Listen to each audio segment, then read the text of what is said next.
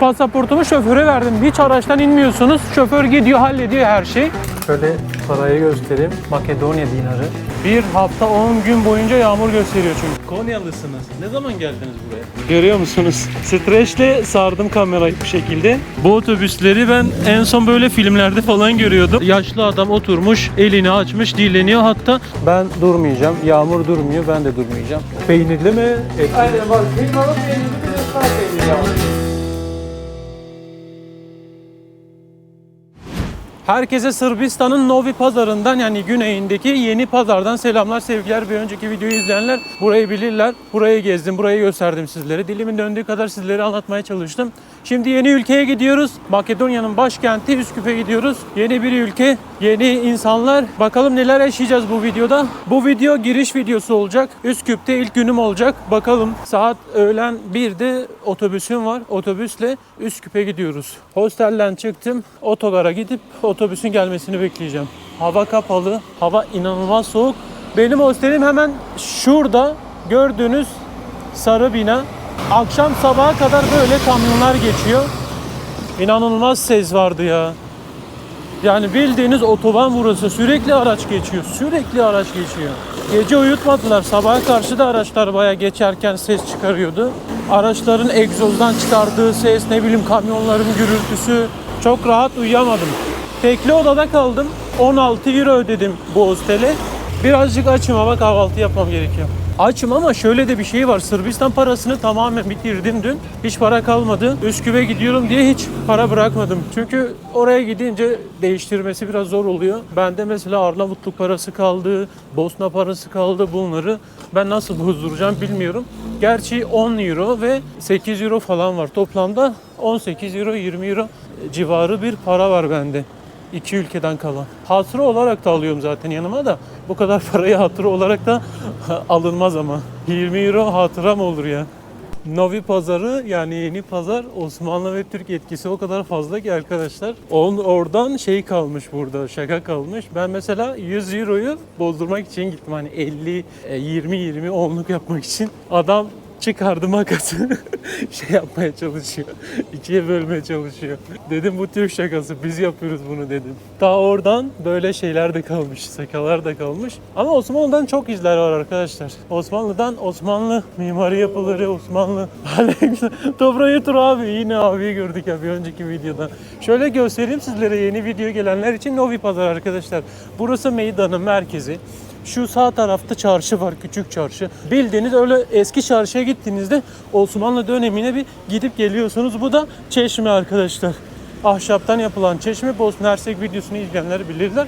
Oradan çeşme içtiğinizde işte Saraybosna'ya yolunuz tekrardan düşermiş. Burada da aynı şey geçerli herhalde. Osmanlı şehirlerde yaygın görebileceğimiz çeşmeler bunlar. Makedonya, Kosova'da da belki görürüz. Arkadaşlar otogara geldim. Biraz yolculuk için bir şeyler aldım. 2 tane börek aldım. Bir kıymalı aldım, bir de peynirli aldım. İçeceğim var benim zaten çantamda. Bir de portakal suyu aldım. 2 tane muz, 2 tane bar aldım. 2 tane bar aldım. Yani ne kadar sürecek bilmiyorum. O yüzden hazırlıklı gideceğim. Şöyle Özlem arkadaşlar, şurada Özlem yazıyor. 1 saat kala geliyorsunuz, buradan bilet alabiliyorsunuz. Özlem Tur'dan bilet alacağım. Dobro jutro. Arkadaşlar bilet aldım. Şöyle ofisten bilet alıyorsunuz. Karşıya geçip otogarda bekliyorsunuz. Ben karşıya geçeceğim. Bu bileti sakın unutmayın. Araçtayken bir kere baktıklarında tekrardan bakıyorlar. Bilginiz olsun. Bilet yanınızda olsun. Saklayın bileti. Ben otogara gidip bekleyeceğim. Otobüsün gelmesini bekleyeceğim. Daha kahvaltı yapmadım. Bu böreklerden bir tanesini yiyeceğim. Diğerini yola saklayacağım.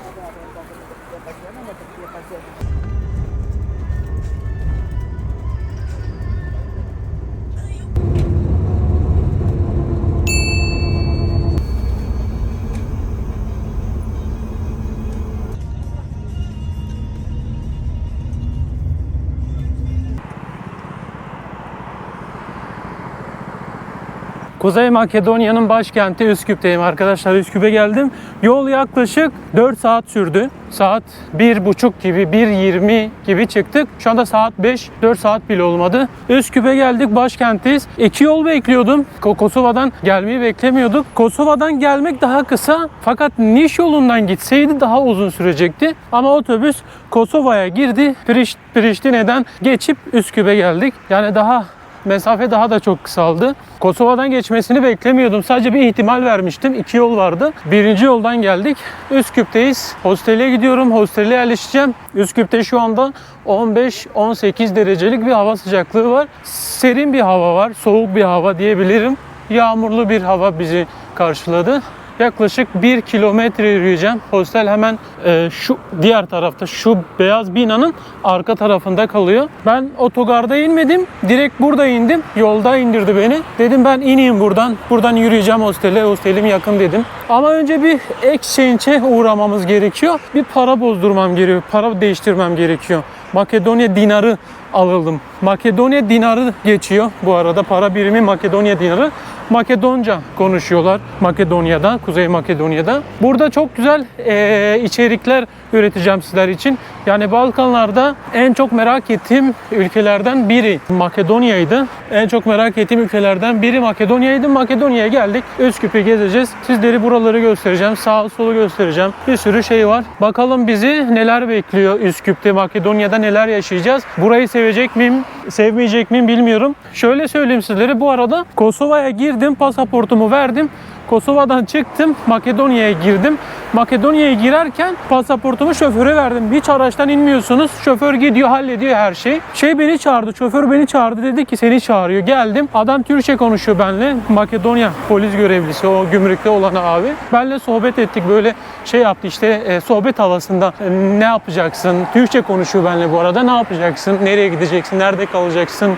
Neden geldin falan. Sohbet etmeye çalıştı. Böyle bir sorgu falan değil aslında. Öyle rahat bir şekilde gezmeye geldim. Ben YouTuber'ım dedim. Geziyorum, dünyayı geziyorum dedim. Böyle damgalara falan baktı. Bayağı yer gezmişsin dedi bana. Türkçesi de çok iyiydi bu arada. Şaşırdım yani. Makedonya'da çok Türkçe konuşan insanlarla karşılaşacağız gibime geliyor. Onu zaten biliyorum. Türk etkisi çok fazla Makedonya'da. Türk insanlar, burada yaşayan insanlar var, çalışanlar var ve insanlar da genel olarak Türkçeyi biliyorlar. Onu da fark ettim. Şöyle köprüden geçiyoruz, karşıya geçeceğiz. Oradan gidelim bakalım. Hadi canım, bu ne ya? Burada bir tane gemi var arkadaşlar. Vay! Bir gemi var. Gemi restoran falan herhalde veya süs olarak yapmışlar buraya. Gemi. Şimdi bir pasaja geldim. Hostele giderken bir exchange buldum. O exchange ofisi buldum. Buradan bir euro bozdurup Makedonya dinarı alalım. 125 euro. Samo te pozdravam, cacule, 25 evra bara. Bende Arnavutluk parası var. Bunu acaba değiştirir mi euroya ya? Soracağım. Önce bir 125 dolar, 120 dolar diyorum. 125 euro bozduruyorum şu anda. Ne kadar tekabül ettiğini bilmiyorum. 1 euro ne kadar bilmiyorum. Burada da yazmıyor. 7660 aldım. 125 euronun karşılığı 7660. Abi Albania money change. Ah süper ya. Değiştiriyorum sonunda. Şöyle. Hiçbir yerde geçerli değildi. Şeye gittim. Bosna Hersek'te geçerli değildi. Sırbistan'da geçerli değildi. Tamam. Bakın şöyle demir parası altın gibi ya. 5 dinar. 5 dinar altın gibi. Çok güzel. Şöyle parayı göstereyim. Makedonya dinarı bu şekilde. 50 dinarı. Çok güzelmiş parası ya. Benim çok hoşuma gitti. Vay be, paraya bakın. Çok güzel. Şöyle göstereyim. Baya güzel. Desenli falan böyle. Şuraya bakın ya. Adamlar resim çizmiş resmen ya. Paranın üstüne. Haydi çıkalım. Hello. My name is Fuat. I have a reservation. Are you guest or I work here and stuff. you working here? Okay. Geldim arkadaşlar, hosteldeyim. Hostelin mutfağı ve oturma alanı böyleymiş. Kimseler var. Odada bu şekilde. İçeride biri var. Şöyle tuvalet, banyo herhalde. Şöyle açalım, göstereyim size. Bu şekilde banyo, tuvalet. Yarın görüşürüz arkadaşlar. Yarın çok güzel bir gün olacak. Üsküp'ü gezeceğiz. Karış karış gezeceğiz buraları. gezilmedik yer bırakmayacağız.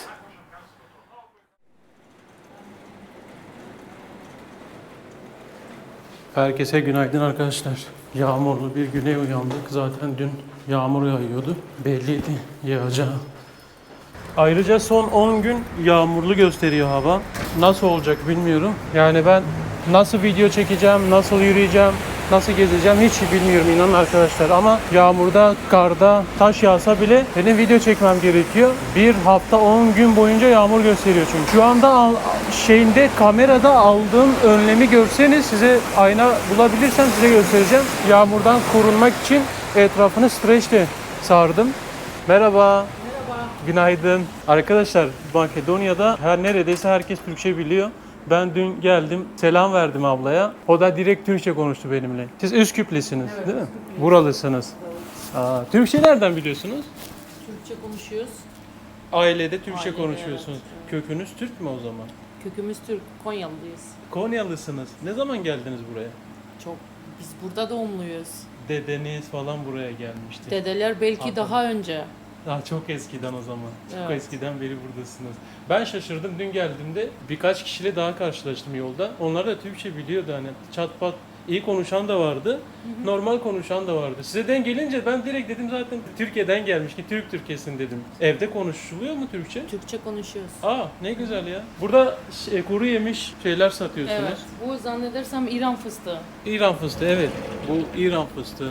Bunlar böyle. Kilosu ne kadar bunun? Euro 950 olarak? dinar. Euro olarak 16 euro. 16 euro kilosu. İsminiz neydi bu arada? Sezen. Çok memnun oldum. Şey değil. Sizi daha fazla tutmayayım. Teşekkürler. Uğrarım gene. Tamam, görüşmek üzere. Görüşmek üzere. Kolay gelsin size. Yağmurlu bir havadayız. Ben mikrofonu şöyle saklamak zorundayım. Hatta yağmurdan korumam gerekiyor kamerayı da. Arada böyle şey olabilir. Kameranın lensi bulanabilir, ne bileyim. Yağmur damlası düşebilir. Bilginiz olsun. Bir ayna bulabilirsem size göstereceğim de. Hatta niye ben telefondan göstermiyorum? Telefondan göstereyim size. Açılmıyor. Bakın arkadaşlar. Görüyor musunuz? Streçle sardım kamerayı bu şekilde. Umarım su geçirmez ya. Böyle de su geçirirse zaten yapacağım hiçbir şey yok. Sezen ablayla sohbet ettik mi, tanıştık. Ben buraya akşam geldiğimde öyle uğradım. Ya bilerek selam verdim. Dedim acaba Türkçe biliyor mu diye. Türkçe biliyor. Biraz şaşırdım. Biraz da artık şaşırmamaya başladım. Şaşırmayacağım. Bundan sonra Türkçe konuşan çok insan göreceğiz. Ama merak ediyorum hani nereden geldiler buraya? Ne zaman geldiler? Büyük ihtimalle muhtemelen dedeleri gelmiş. O zaman da böyle göç edenler falan olmuştur. Ama Makedonya'ya çok fazla göç var. Köyleri falan. Türkçe konuşuluyor hala evde. Buna da şaşırdım. Konyalı abla. O kendisi de çok samimi. Ben dün video çekmeden yanına gittim.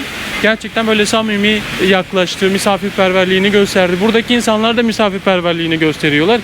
Birine adres sordum bilerek. Hani bunu kasıtlı yapıyorum aslında. Yardımcı olacak mı? Nasıl tepki verecek diyerekten gerçekten yardımcı oluyorlar. Üsküp'te yağmurlu bir günde gezeceğiz. Birkaç yer göstereceğim sizlere arkadaşlar. Bu videoyu bitireceğim. Ondan sonra ikinci videoya geçip Üsküp'ü detaylı bir şekilde gezeceğiz, dolaşacağız. Sizlere dilimin döndüğü kadar anlatmaya çalışacağım. Ama böyle ilk izlenim, ilk video.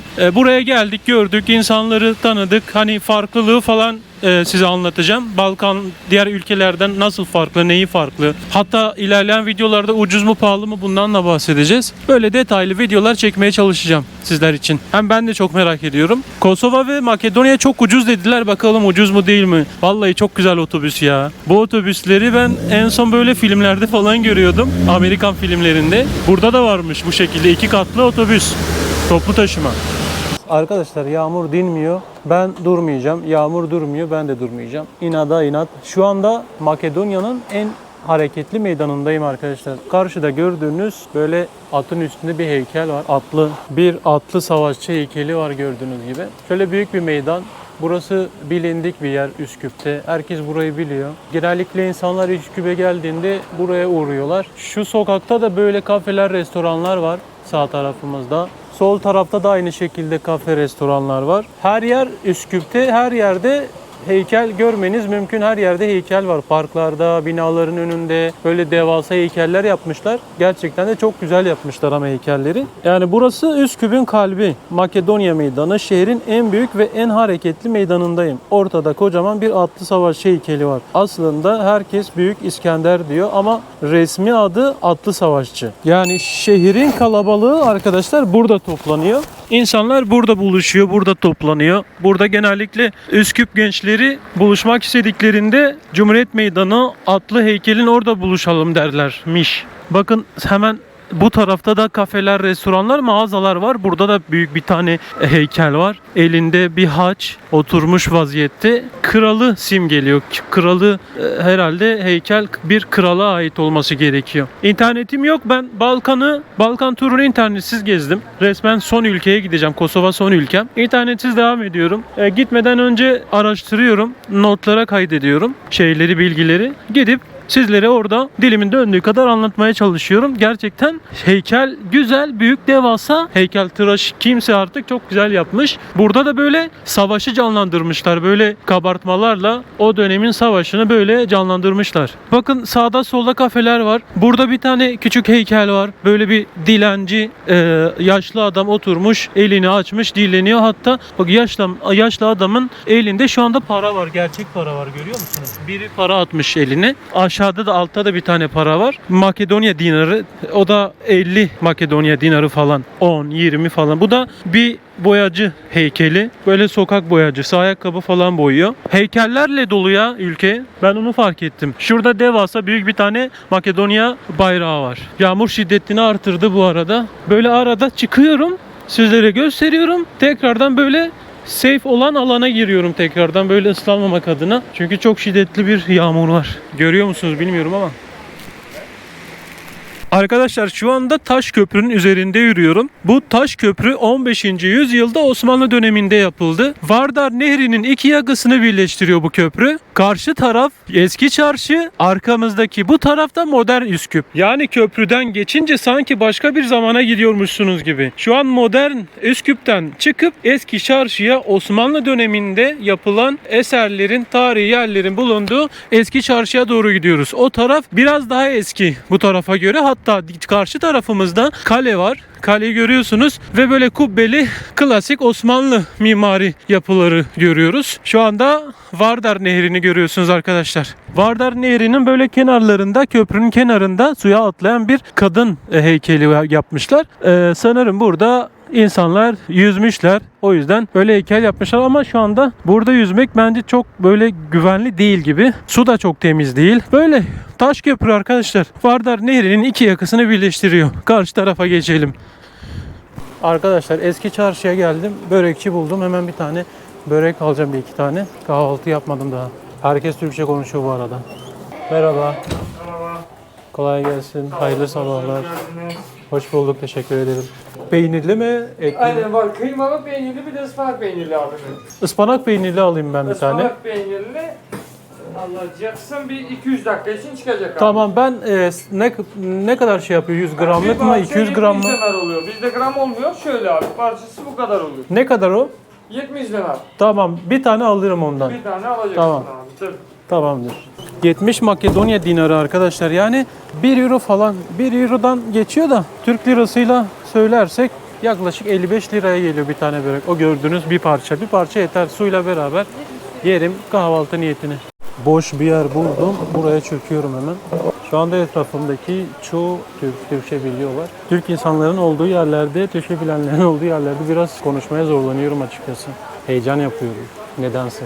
Eski kasaba yazıyor. Börekçi 1959'dan beridir börekçilik yapıyor burası. Küçük bir dükkan. Samimi, güzel. İçerisi de kalabalık. İçerisi küçük olmasına rağmen içeride insanlar da kahvaltı yapıyorlar. Böreklerini yiyorlar. Tamam arkadaşlar, kızmayın. Ben su yerine çay aldım. Suyu değiştirdim. Onun yerine çay içeceğim yanında. Böreğin yanında, yağlı böreğin yanında çay içilir. Bir de sabah erken saatleri. Normalde çay sevmiyorum. Böyle bir börek geldi. Çay da geldi. Şöyle bakalım. Türk çayı arkadaşlar. Net bir şekilde. Yiyelim bakalım. Şöyle ıspanaklı, peynirli börek. Bizle beraber değil ama. Ortalama 80 lira 90 liraya kahvaltı yapabiliyorsunuz. Arkadaşlar bu yağmurda nasıl olacak bilmiyorum. Devam eder miyim, etmez miyim?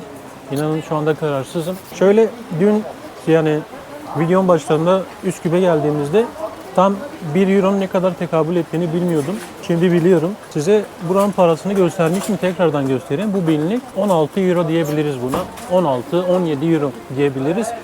1 euro 60 Makedonya dinarı. Resmi para birimi Makedonya dinarı olarak geçiyor. 500'lüğün şeyine bakar mısınız, tasarımına? Çok güzel tasarlamışlar. Burada da heykel var. Adamlar buraya bile heykel yapmışlar. Böyle arkadaşlar, devam eder miyim videoya? Videoya devam edersem zaten bir sonraki videoyu göreceksiniz. Yarın da yağmurlu, %100 yağmurlu. Önümüzdeki 10 gün boyunca yağmur bekleniyor. Nasıl yapacağım bilmiyorum şu anda. Yağmurda zor oluyor. Başarabilirsem gezeriz. Sizlere bir sonraki videoda zaten göstermiş olurum. O zaman bu video bu kadar olsun arkadaşlar. Kendinize çok iyi bakın. Videoyu beğenmeyi, yorum yapmayı, yorumu sola kaydırdığınızda hype puanı vermeyi unutmayın. Ben videoyu burada bitireceğim. Sonraki videoya geçersem zaten devam ederim. Gezilecek yerler var. Eski çarşıdayım. Geçmezsem de yarın belki eğer yağmur biraz dindiği saatler varsa o saatlerde çıkar video çekerim ama %100 yağmur gösteriyor bütün gün. Nasıl yapacağım bilmiyorum. Bugün çekmeye çalışacağım ama kendinize çok iyi bakın. Bir sonraki videoda görüşmek üzere. Umarım sizleri sıkmamışımdır. Sıktıysam hakkınızı helal edin. Görüşmek üzere.